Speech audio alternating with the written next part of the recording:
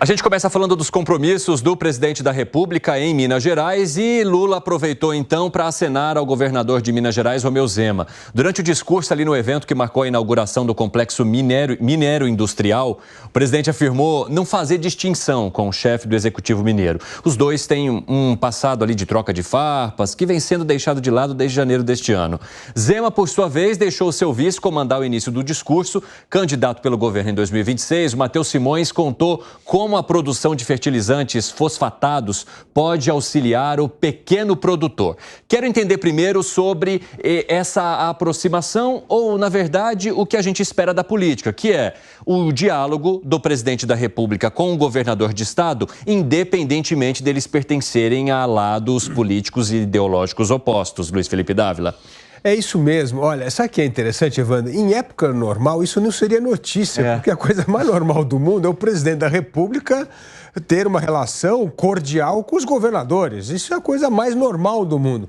Mas no mundo de hoje, a coisa mais anormal é ter normalidade. Então, quando tem normalidade, torna-se notícia, porque realmente o presidente da República tem uma relação cordial com o governador do Partido Novo, que é um partido que combate fortemente o governo no Congresso, mostra que essa é a cordialidade, a civilidade que se espera da política. É o presidente da República tratar o chefe do governo estadual, que é o governador Zema, de uma forma republicana. E que as questões estaduais têm de estar acima da questão política partidária, porque se tudo vira questão política partidária, nós inviabilizamos o governo, tanto federal como estadual. E isso é péssimo para a população. A gente está vendo na nossa tarde, o pessoal deve estar se perguntando, mas por que isso, né? Nunca perguntei ao governador se é corintiano, faz parte parte do discurso de Lula. O que ele menciona? Nunca perguntei ao governador se ele é corintiano, atleticano ou cruzeirense. Nunca perguntei. Aqui em Minas, quando o cara não quer dizer o que ele é, diz que é América. Em Minas Gerais, eu sou cruzeirense, mesmo sabendo que a maioria é atleticana, disse Lula, ao falar sobre esse programa de aceleração do crescimento. O presidente da República fazendo as brincadeiras que são normais para a aproximação. A exemplo do que aconteceu também com o governador Tarcísio de Freitas, né? Ao mencionar uma possível disputa eleitoral em 2026. Ô Gani, é impossível viver num ringue o tempo todo, principalmente quando falamos de entes da federação que dependem do governo federal também para colocar em prática muitos projetos. Exatamente, é uma via de mão dupla, interessa a ambos, então interessa ao governo estadual ter uma boa relação com a presidência da República, isso significa acesso a verbas, a projetos de infraestrutura e, por sua vez, também interessa ao presidente da República uma boa relação com os governadores, seja porque ele está pensando já em 2026 em construir uma base eleitoral por lá, seja para apoio no Congresso, já pensando nas eleições municipais de agora, capilaridade nessas eleições. Então, enfim, quando há essa relação republicana, ambos saem ganhando. O presidente Lula acaba tendo aí muita facilidade, né, em quebrar o gelo e fazer essas brincadeiras, sempre associando com futebol, usando metáforas futebolísticas, que cai muito bem aqui no país, acaba sempre sendo um linguajar que une todos, e ele sabe fazer isso muito bem. E aí, Gustavo Segré, como é que você vê essa aproximação e principalmente as propostas que vêm do governo federal para Minas Gerais, inclusive com a inauguração de uma fábrica de fertilizantes? Inteligente do ponto de vista político, me parece saudável para a política que um presidente de uma ideologia tenha vínculos com um opositor. Como muito bem mencionou Dávila, o Partido Novo é o opositor no Congresso. Mas também tem essa visão de eleitores, né? Vamos tentar não ficar longe. Eu não diria que ficar perto. O eleitor de Zema não é um eleitor do presidente Lula, mas de qualquer maneira a cordialidade pode ajudar. Agora, estava pensando que a partir de 2027, que teoricamente começa mesmo a valer a reforma tributária, muitos governadores vão tentar se aproximar do presidente na época, porque, lógico, deixa de ter a arrecadação de ICMS, que é uma arrecadação específica e livre de cada estado provincial, para ter uma coparticipação do IVA.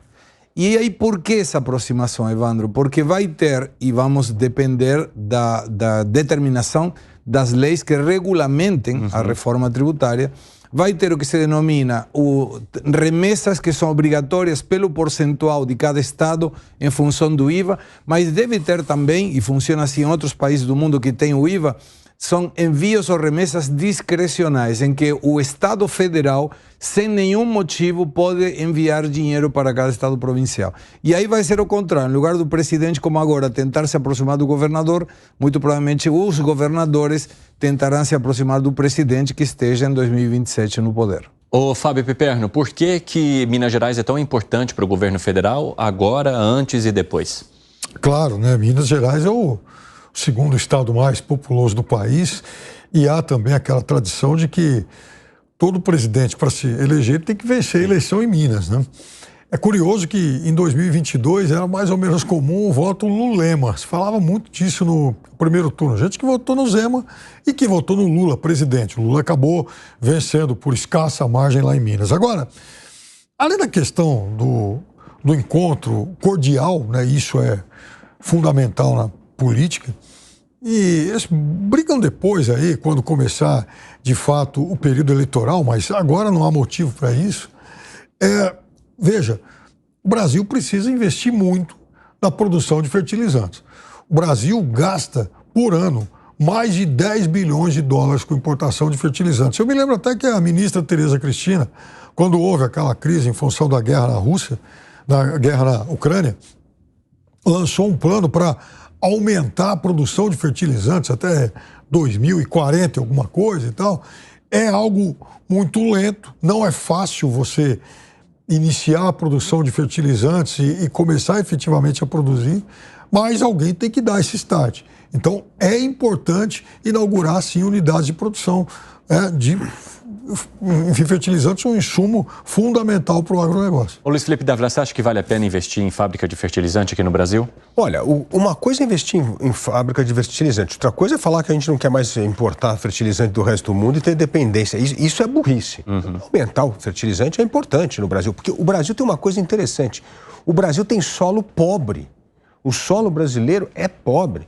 Então, nós temos essa agricultura altamente competitiva, com recorde de safra, exige sim melhorar a terra. A gente precisa de potássio, a gente precisa de calcário, a gente precisa de fertilizante, porque nós não temos a terra da Argentina que qualquer coisa lá que você planta dá aquela maravilha, né? Então, assim, o Brasil precisa disso. Se não tiver isso, vai impactar a produtividade agrícola do Brasil. Agora, uma coisa é aumentar aqui uma participação da nossa produção de fertilizante, e a outra é falar assim, não queremos que seja só fertilizante nacional e tal. Isso é uma burrice total, né? Isso é perder... Porque para se ter capacidade para isso... isso é uma loucura. Então, assim, tem que ter uma... Então, é importante, uma empresa privada quer investir no Brasil em fertilizante, vai ter que ter todo o apoio do governo, como está tendo. Agora, eu queria voltar a um ponto que o Segredo trouxe, que é muito importante. Antes do IVA entrar em vigor em 27, é preciso resolver essa equação da dívida dos estados e dos municípios. A gente vai falar disso hoje ainda. Essa é uma questão fundamental, nós vamos falar mais à tarde, mas assim, nós precisamos voltar ao plano real, ter uma lei de responsabilidade fiscal que impede o endividamento de estados e municípios. Então, nós vamos ter que fazer um outro plano, como foi feito lá no plano real, para saldar essas dívidas, como é que nós vamos sanar essas dívidas, para poder não fazer com que os estados voltem a se endividar. Isso é muito importante, porque se entrar um novo regime tributário, os estados altamente endividados, nós vamos ter uma crise fiscal gigantesca, não só federal, como nos estados.